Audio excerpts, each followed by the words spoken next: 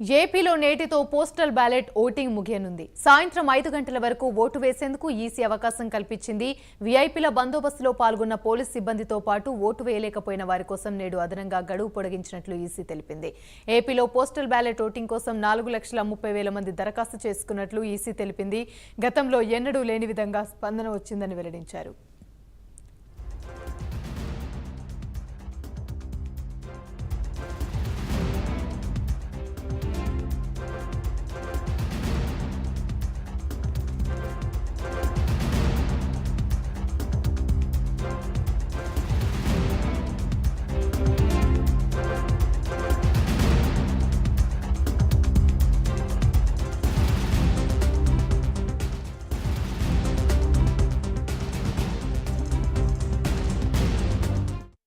ఏపీలో నేటితో postal ballot voting ముగియనుంది. సాయంత్రం 5 గంటల వరకు ఓటు వేసేందుకు ఈసీ అవకాశం కల్పించింది.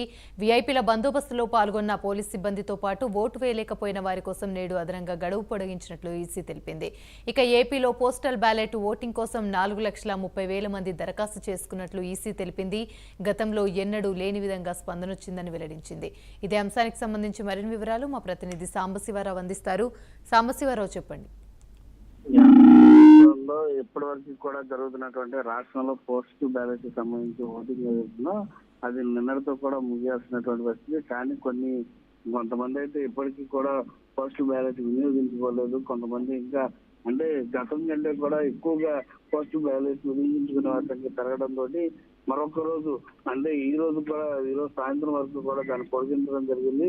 ఈ రోజు ఉదయం 10 గంటల నుంచి సాయంత్రం 5 గంటల వరకు కూడా ఓటు వేసేటువంటి అవకాశాన్ని అయితే కూడా ఈసీ కల్పించడం జరిగింది. ఏపీలో పోస్టల్ బ్యాలెట్ కి సంబంధించి 4,30,000 మంది దరఖాస్తులు గతంలో అంటే ఇప్పటి వరకు కూడా మనం చూసినట్లయితే ఎంత మంది ఎప్పుడు కూడా దరఖాస్తులు చేసుకునే పరిస్థితి లేదు.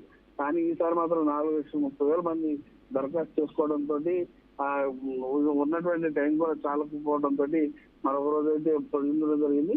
మొత్తం మీద ఏదైతే ఏపీల సంబంధించి కానివ్వండి ఇతరత్ర చోట్ల ఉన్నటువంటి ఏదైతే పోలీసు కానివ్వండి సెక్యూరిటీ సిబ్బంది కానీ వీళ్ళందరూ కూడా ఓటు వచ్చి వినియోగించుకోవాలి కాబట్టి అందరికీ కూడా అవకాశం కలిగే విధంగా ఈ రోజు కూడా పోస్టల్ బ్యాలెట్ సంబంధించి ఓటింగ్ అయితే మాత్రం కొనసాగిస్తా ఉన్నారు. ఈరోజు సాయంత్రం 5 గంటలతో మాత్రం పూర్తిగా పోస్టల్ బ్యాలెట్ సంబంధించి ప్రక్రియ అయితే పూర్తి కానుంది.